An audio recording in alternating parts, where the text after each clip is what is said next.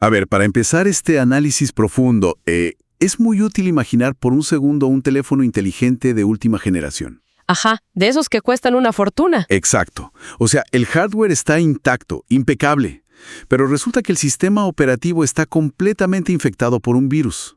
Falla todo el tiempo, las aplicaciones colapsan. Y la batería se drena en minutos, me imagino. Sí, sí. O peor, empieza a mandar mensajes destructivos por su cuenta.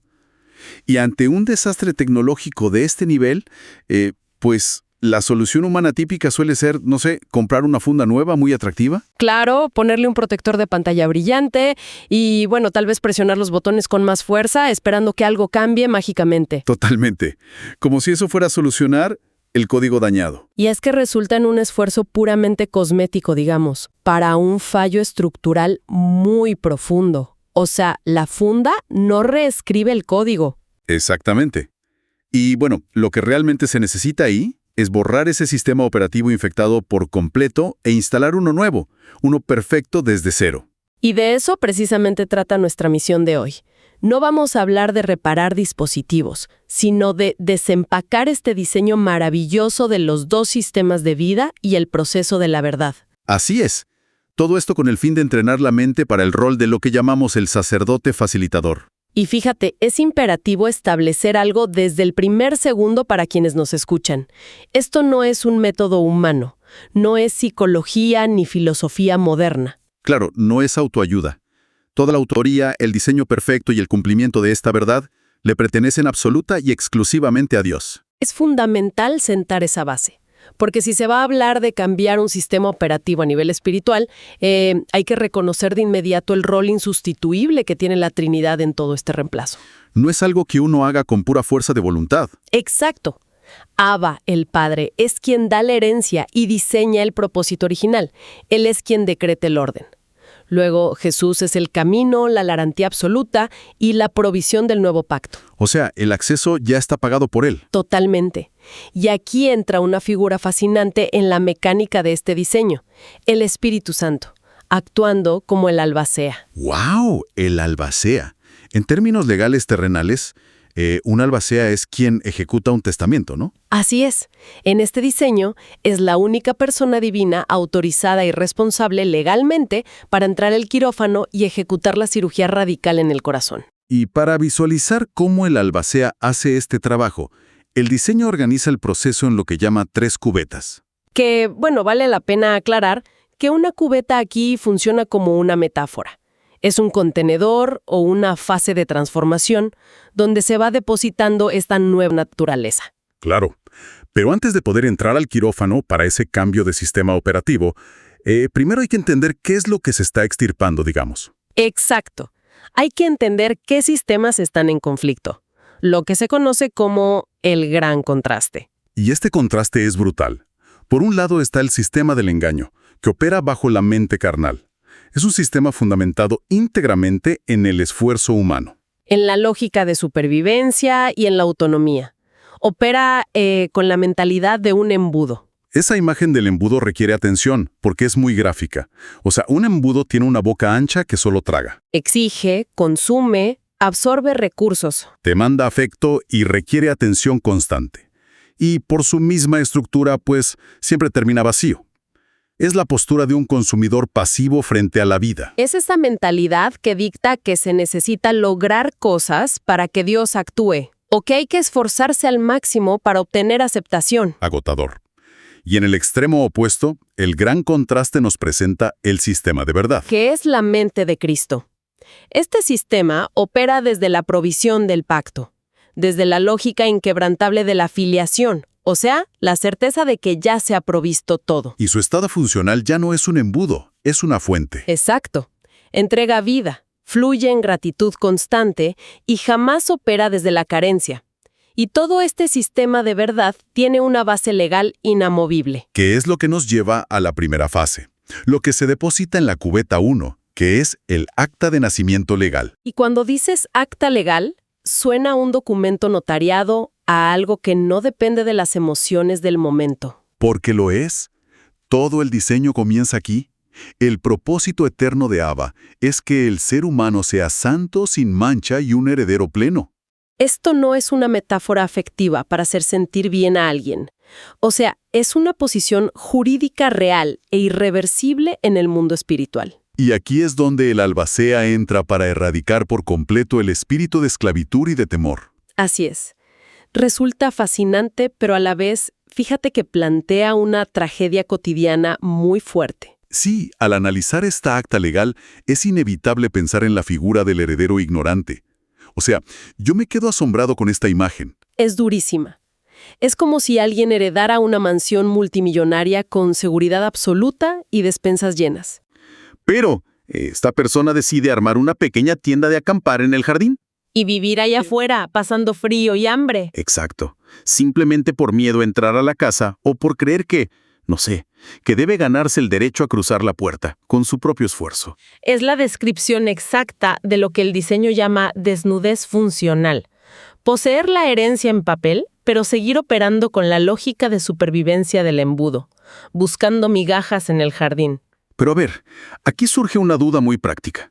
Suena lógico en papel, pero en el mundo real es muy difícil simplemente apagar el miedo. Claro, no es como un interruptor. ¿No resulta un poco simplista decirle a alguien que el esfuerzo humano es inútil frente a una crisis verdadera? Por ejemplo, perder un empleo o enfrentar un diagnóstico médico terrible. Es una duda muy válida. ¿Cómo se logra que esa persona empaque sus cosas, deje la tienda de acampar y realmente entre a la mansión? Esa es la pregunta clave. Y es precisamente por lo que el diseño no se queda en la cubeta 1. El cambio no ocurre por fuerza de voluntad, ni por repetir frases positivas frente al espejo. Entonces, ¿cómo ocurre? Ocurre al pasar a la cubeta 2, que es el proceso de la verdad y el quirófano. Y aquí el protagonista absoluto es el albacea. O sea, no se trata de ir a una clase teórica para aprender a no tener miedo. Para nada. Es un procedimiento espiritual profundo que consta de 4 operaciones radicales. Y la primera de estas operaciones es la revelación. ¿La revelación? Según el diseño, aquí el albacea básicamente enciende la luz. Exacto.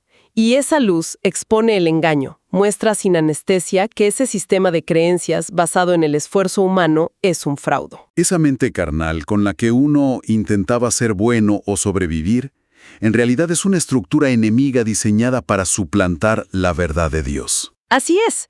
Y una vez que la luz se enciende, sigue la segunda operación, que es el redargüimiento. Es el momento en que el albacea actúa como el espejo de la verdad. Y hay que aclarar que su propósito no es condenar a la persona, ¿verdad? No, en absoluto. El propósito es emitir un veredicto de libertad y sanidad. Aquí es donde se identifica la injusticia interna y la raíz de supervivencia. Se expone esa autonomía humana, ese orgullo profundo de querer controlar las circunstancias. A ver, espera. Es imperativo detenerse en este punto. Porque al revisar la mecánica de esta operación, hay algo que desafía toda la lógica humana. ¿A qué te refieres? Digamos que ante una crisis, alguien intenta reprimir el enojo, o trata de tragarse su miedo por pura fuerza de voluntad para no reaccionar mal y afectar a otros. Este diseño considera ese acto de autocontrol como un acto de orgullo. Absolutamente. Y es vital comprender la mecánica detrás de esto, porque choca con lo que nos enseñan siempre. Totalmente. Uno pensaría que reprimir eso es ser maduro. Pero intentar controlar las reacciones mediante la autonomía humana es equivalente a decirle a Dios que el esfuerzo propio es suficiente y que no se necesita el pacto. ¡Wow! O sea, yo me encargo, no te necesito. Exacto. El temor, la ira o el estrés no definen el carácter de la persona.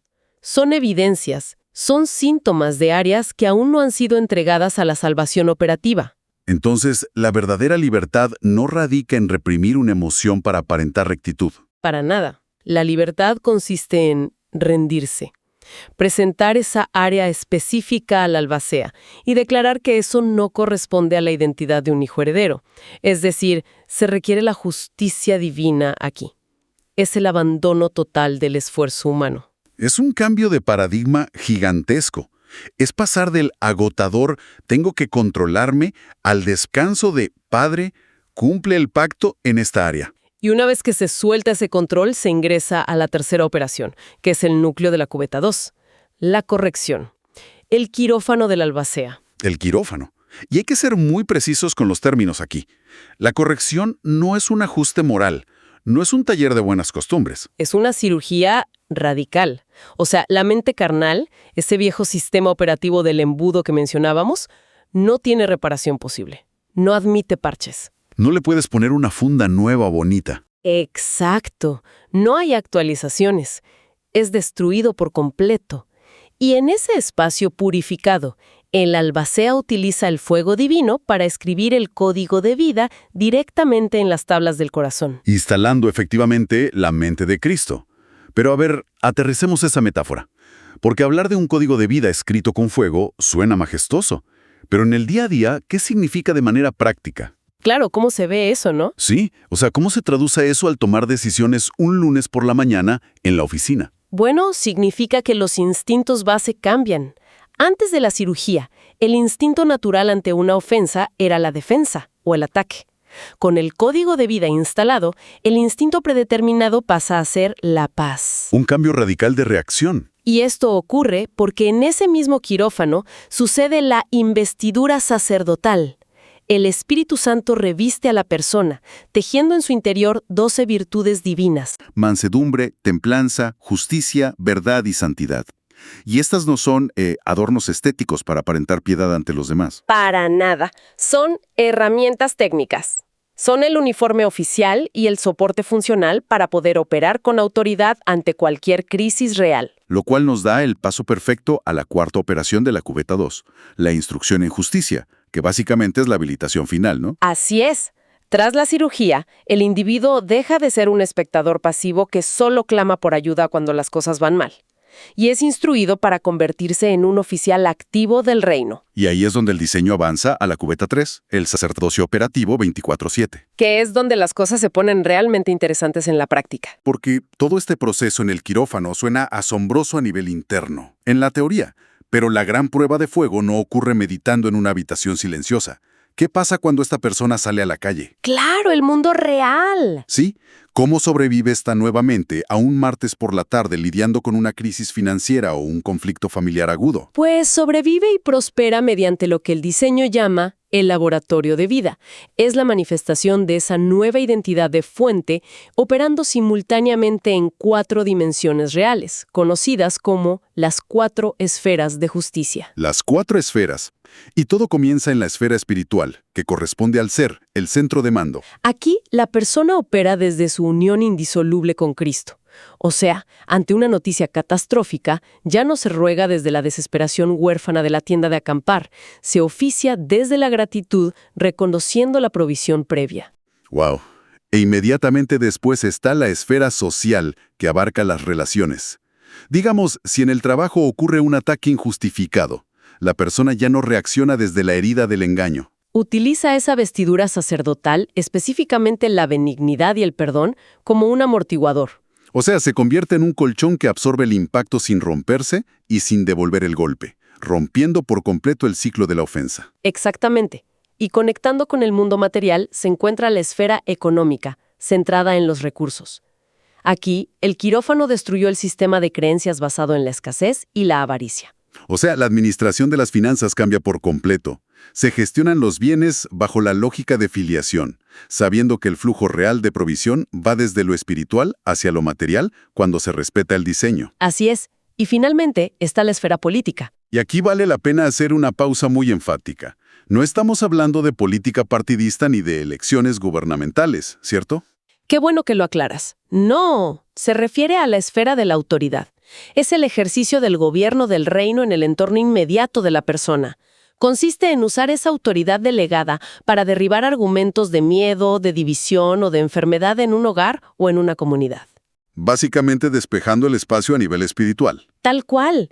Y para que este oficial opere con precisión técnica en estas 4 esferas, el albacea le entrega 5 herramientas de gobernanza, que no son conceptos abstractos, son verdaderos instrumentos de navegación. Empezando por la mesa de diagnóstico. Y ojo, que esta no es para sentarse a juzgar al vecino, es para realizar una auditoría interna rigurosa. Exacto.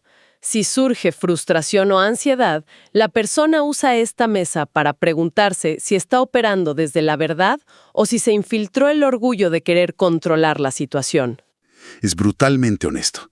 Y tras ese diagnóstico interno, se emplea el radar de las 4 esferas. Su función no es buscar problemas o enfocarse en lo negativo. Es escanear el entorno para detectar oportunidades exactas donde entregar la justicia y la provisión de Dios. Y luego interviene el reporte de Dios. Consiste en documentar y anunciar activamente la fidelidad divina. Transformar la victoria privada en una evidencia pública que inyecta esperanza real a otros. Y a medida que este flujo alcanza a más personas, entra en juego la bitácora de multiplicación, que es la herramienta para acompañar el proceso de otros de manera estructurada. Y todo esto culmina de manera expansiva en los proyectos comunitarios o centros de vida, donde este diseño deja de ser individual y comienza a transformar ecosistemas y barrios enteros. Retomando la metáfora inicial de la fuente y el embudo, aquí se ve la transición definitiva. El embudo de la mente carnal fue destruido en el quirófano. Y en la cubeta 3, la persona se erige plenamente como una fuente. Es una imagen que encapsula todo el diseño. Al estar conectado directamente a la provisión infinita de Jesús, el agua viva sube y rebosa de manera natural. Fluye hacia la familia, las finanzas y la autoridad sin que el individuo sufra agotamiento. Porque no es el generador del recurso, es simplemente el canal legal por donde el albacea distribuye la vida. Y aquí se introduce la mentalidad de modo multijugador, por así decirlo. Totalmente. Este diseño no fue creado para vivirse en aislamiento, y así surge la figura más madura de todo el entrenamiento, el sacerdote facilitador. El facilitador. Es el nivel operativo al que apunta todo el proceso de la verdad. Y para entender su función, yo creo que es indispensable definir primero qué no es. Sí. Un facilitador no es un dictador espiritual. No tiene licencia para imponer su voluntad sobre los demás. Tampoco ofrece consejos basados en lógica humana. Y bajo ninguna circunstancia intenta arreglar a las demás personas con sus propias fuerzas. Su función técnica es actuar como un peldaño, un soporte firme y un apuntalamiento. Pero a ver, frente a esto, surge un cuestionamiento casi inevitable. Debe ser una tentación gigantesca para la naturaleza humana. De pronto, alguien atraviesa las cubetas, obtiene esta mente renovada, comprende las 4 esferas y recibe autoridad. Ajá, el ego quiere entrar ahí. Claro, lo más instintivo sería querer usar esa autoridad para dictarles a los familiares o a los compañeros de trabajo cómo deben vivir. Querer controlarlos, bajo la excusa de que es por su propio bien. Es la trampa más común de la mente natural y por eso el diseño es tan estricto. La verdadera autoridad del reino jamás se ejerce para dominar o manipular voluntades.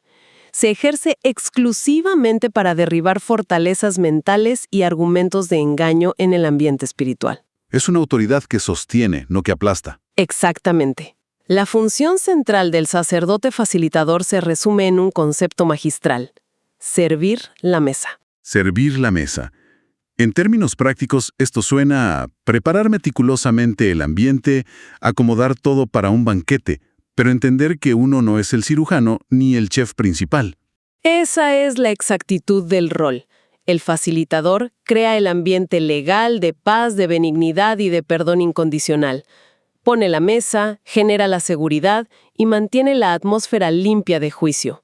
O sea, pero todo este esfuerzo es para que el invitado de honor, el albacea, tenga el entorno legal adecuado para sentarse y operar el corazón de ese familiar, amigo o compañero. Así es. El facilitador no cambia a nadie.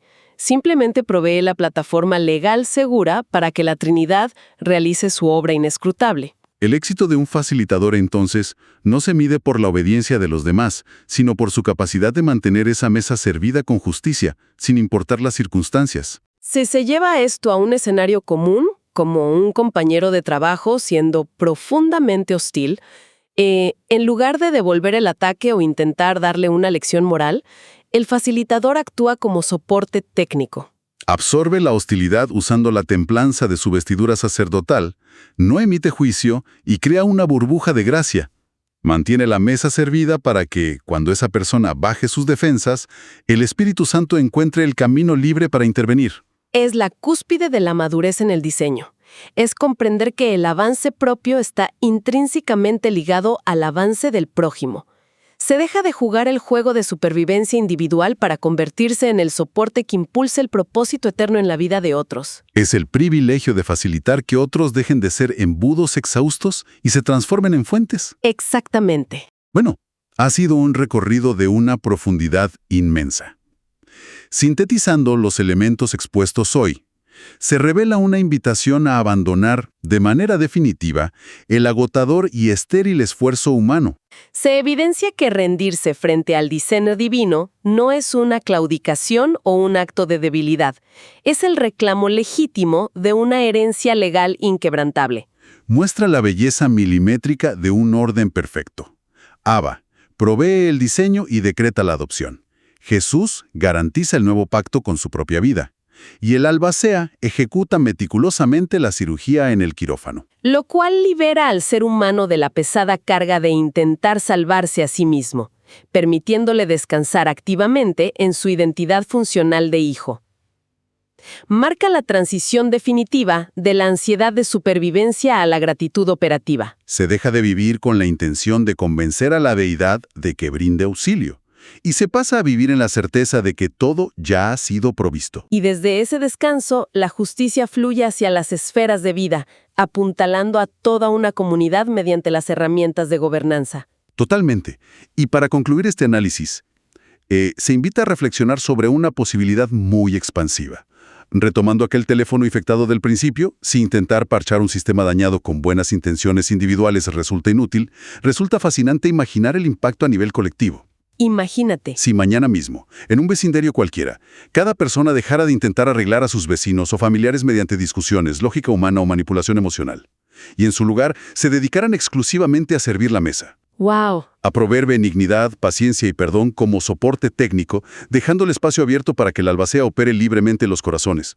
¿Cómo cambiaría radicalmente la atmósfera de una ciudad entera al día siguiente? Sería otra realidad. El sistema operativo perfecto ya está diseñado. Y el quirófano está siempre abierto. La verdadera interrogante es si se permitirá que el albacea haga la instalación. Una pregunta para llevarnos de tarea. Hasta el próximo análisis profundo.